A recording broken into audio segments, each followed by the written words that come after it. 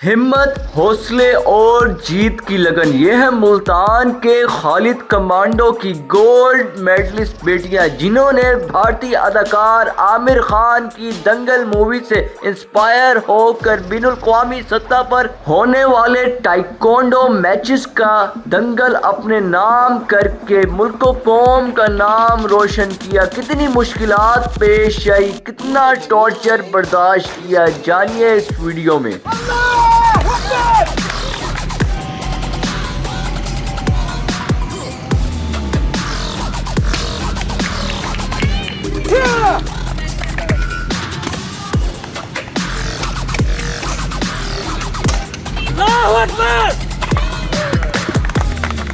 MYK news की videos देखने के लिए हमारा चैनल सब्सक्राइब कीजिए। सर बताइएगा कि कहाँ से मोटिवेशन मिली, आपने अपने बच्चों को, अपनी बेटियों को चैंपियंस बना दिया? बस सर, मैं खुद टाइक्वांडो मार्शल आर्ट 1984 में मैंने गेम शुरू की और फिर आस्ता आस्ता पूरे पाकिस्तान में मैंने अपना जो है लोहा मनाया। फिर मैंने हर स्टाइल में जाकर कंपटीशन लड़े और मैंने बहुत सारे पाकिस्तान के लिए गोल्ड मेडल हासिल किए। डिस्ट्रिक्ट, डिवीज़न, पंजाब, नेशनल और इंटरनेशनल लेवल पर भी बच्चों को जो है मैंने अब मुतारफ़ करवाया है। नेशनल तक मैं खेलता रहा हूँ। सर ये बताइए कि हमने देखी है दंगल मूवी, क्या आप उसी मूवी से तो इंस्पायर नहीं हुए जो अपने बच्चों पे इतनी सख्ती की आपने? नहीं, मैंने मूवी बाद में आई है। मेरे बच्चे पहले जो है वो ट्रेनिंग कर रहे थे, तो मैंने बच्चों को जब ट्रेनिंग कराई तो फिर मैंने साथ ही वो फिल्म आ गई, तो उस फिल्म में देखा तो फिर मैंने ये सोचा कि ये स्टोरी जो है मुझसे मिलती जुलती है, आप भी बनी। मुझ पे ही बन गई है।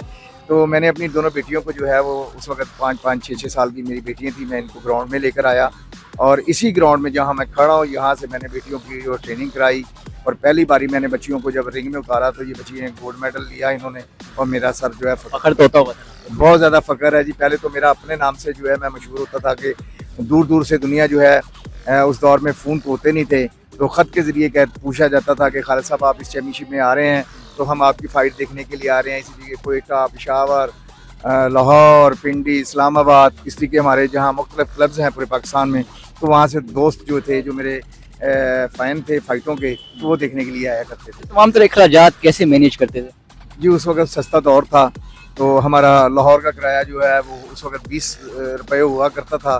तो फिर वो टीम हम जो इकट्ठी होते थे तो हम उन्हें जनाबरी जो है वो 200-300 उनके साथ तय कर लेना, छतों पर बैठ जाना और जुनून था कुछ।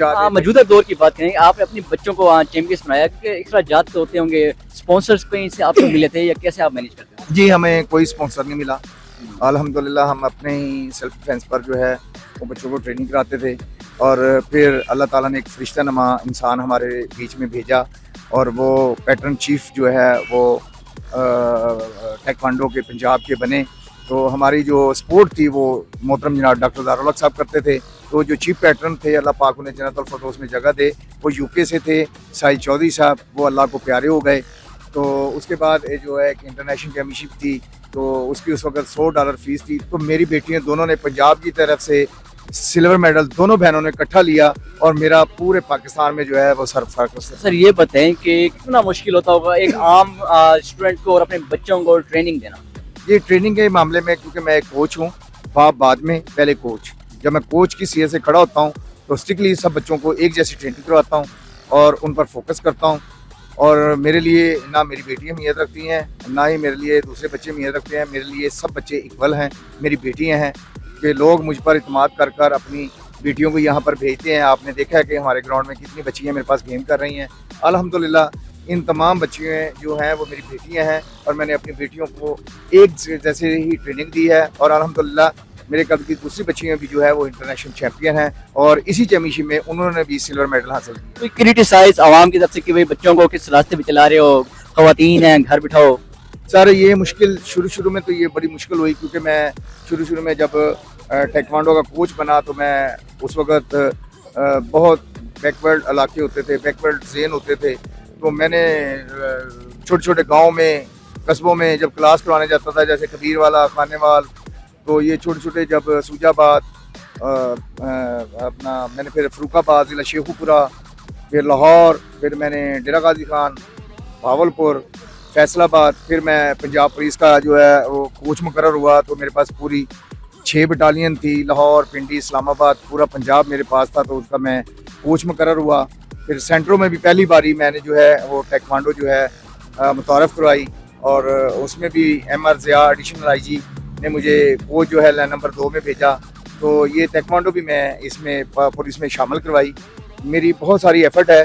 तो जब मैं कबीर वाला जब गेम करवाने जाता था तो लोग मेरे पीछे लग जाते थे, रेडियो वाले, दुकानदार, वो जी कराटा आ गया, कराटा आ गया। तो काफ़ी सारे लोग मेरे पीछे हजूम लग जाता था मुझे देखने के लिए कि जैसे मैं अजीब मखलूक हूँ।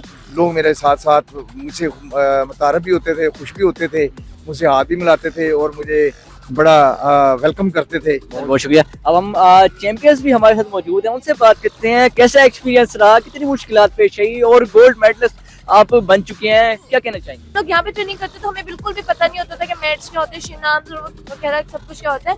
मुश्किलात नहीं, लेकिन मुश्किलात को सेक्रीफाइस हम बहुत ज़्यादा किया, मुश्किलात का सामना किया। तो आज हम इस लेवल पे, अगर हम उस टाइम ही मुश्किलात से पेन कितना बर्दाश्त किया, क्योंकि बहुत पेन बर्दाश्त करना पड़ता है। देखिए पेन की सबसे पहले तो हम ये कर लेना कि हमें एक जब एथलीट होता है ना तो उसको अपनी वेट को भी बहुत ज़्यादा मेंटेन करना होता है। तो सबसे पहले तो हम जब नेशनल कैंप में उसमें जाते हैं तो हमें कैटेगरीज होती हैं। तो मैं 46 कैटेगरी में खेलती हूँ, तो मेरा 45 वेट होना चाहिए। तो जब हम कैंप में जाते हैं तो आपको अपना डाइट और वेट और उसके बाद अपनी ट्रेनिंग को बहुत ज़्यादा देखना पड़ता है, इक्वल रखना पड़ता है। तो जब चैंपियनशिप करीब आती है तो इवन हम सब कुछ खाना पीना छोड़ देते हैं, इवन 1 मंथ पहले से ही छोड़ देते ताकि आपका वेट जो है ना वो वेट कैटेगरी में एडजस्ट हो जाए। वरना आपको पता है इतनी मेहनत के बाद डिस्क्वालीफाई भी हो जाता है तो वो बहुत ज़्यादा बदनामी होती है। कितने मेडल्स इस वक्त आपके पास? देखिए मेडल अनकाउंटेबल है, क्योंकि हम डिस्ट्रिक्ट, डिवीजन, पंजाब, अल्हम्दुलिल्लाह नेशनल लेवल तक गोल्ड मेडलिस्ट है और आगे इंटरनेशनल में भी हमने सिल्वर, गोल्ड, ब्रॉन्ज अचीव किया। तो काउंट नहीं कर सकते, लेकिन बहुत ज़्यादा अल्हम्दुलिल्लाह। ये बताइएगा कभी ऐसा मोमेंट हुआ हो, कोई सेल्फ डिफेंस आपको करना पड़ गया हो? देखिए अभी तक तो कुछ ऐसा मोमेंट नहीं हुआ है, लेकिन टेक्वांडो में सेल्फ डिफेंस सिखाया जाता है। तो अगर कोई ऐसा सीन हुआ भी सही तो हम लोग अपना सेल्फ डिफेंस करते हैं। वरना हम लोगों को कहते हैं कि लड़की में कॉन्फिडेंस हो तो अपनी सिर्फ जुबान से भी लोगों को चुप करवा सकती है। तो ये बताएं कि ब्रूस ली है, उनका जो फेवरेट पंच है 1 इंच पंच है, आपका कोई ऐसा पंच या किक है? देखिए मेरा पंच नहीं है, मेरी बैक किक है, स्पिन किक है। और बाबा से इंस्पायर थी क्योंकि वो भी स्पिन किक मारते थे। और मैंने जब अपनी फेवरेट किक को फाइट में अप्लाई किया तो वो मेरी जो किक बेस्ट किक है वो अप्लाई हुई है फाइट में, और लड़कियों को इन्हीं से नॉकआउट भी किया है। तो स्पिन किक बहुत ज्यादा कम लड़कियां मारती हैं, उनमें से एक मैं ही हूँ। तो वालिद साहब ने आपको ट्रेन किया, कितना उन्होंने आपको पेन दिया? देखिए पेन अगर आज हमने लिया तो आज हम इस लेवल पर भी हैं।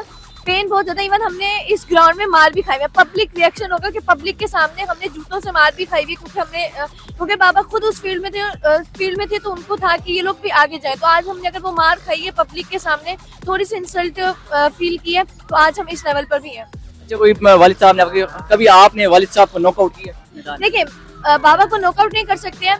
हाँ ये है कि जब वो ट्रेनिंग करवाते हैं, अब हम जब ट्रेनिंग्स कर रहे हैं, प्रोफेशनली खेल रहे हैं, तो हमारी टेक्निक्स बेटर हो गई हैं, किक्स वगैरह। लेकिन जिसने बेसिक बनाई होती है, जिसने आपकी बुनियाद खड़ी की थी, जिसने इमारत खड़ी की होती है ना, उसको आप कभी नॉकआउट नहीं करते। अगर आप उसी को काट दोगे ना तो आपका पत्ता कट जाता है आगे। तो कहते हैं कि कोच की रिस्पेक्ट लाजमी है, कोच को हर हाल में आगे लेके आना चाहिए। कोच आपकी बैक पे नहीं है तो आप कुछ भी नहीं हो। आप बताएं क्या कहना चाहेंगे चैंपियन बन गए? इसमें तो यही कहूँगी जिधर मैं खड़ी हूँ आज, जो मैं इंटरनेशनल गोल्ड हुई हूँ तो वो मैं अपने बाबा की खड़ी हुई हूँ। तो कहते हैं ना कि कुछ कोचेस होते हैं अपने मतलब वाइट बेल्ट ही बना के इंटरनेशनल करा दी कि मेरा प्लेयर बहुत अच्छा है। तो ऐसा कुछ नहीं है कि मेरे पापा ने हमें ब्लैक बेल्ट तक हमें बेल्ट दी और यहाँ तक हम खड़े हैं पापा जैसे। फीमेल्स को हमारे और अपने देखने वालों को कोई पैगाम देना चाहिए?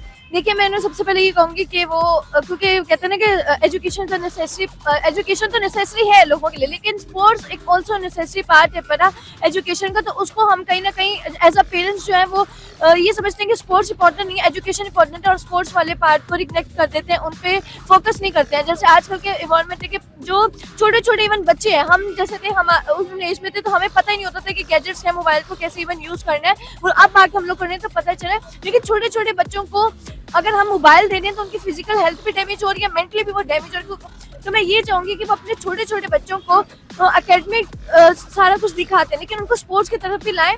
जैसे कि बच्चे सुबह स्कूल वगैरह जाते हैं, उनको ऑलरेडी माइंड में इतना प्रेशर होता है, लेकिन थोड़ा सा उनके माइंड को रिलैक्स के लिए, फिजिकल एक्टिविटी के लिए उनको स्पोर्ट्स की तरफ लाएं, ताकि वो मोबाइल जैसी चीज़ों से वो दूर रहे और उनकी हेल्थ पे इफेक्ट ना हो। जी तो नाज़रीन, आपने इनकी मोटिवेशनल स्टोरी, इन्हीं की कहानी, इन्हीं की ज़ुबान जानी। उम्मीद करते हैं कि इनकी स्टोरी आपको पसंद आई होगी। इसी के साथ ही अपने मेज़बान वासिफ इकबाल को दीजिए इजाज़त। अल्लाह निगहबान।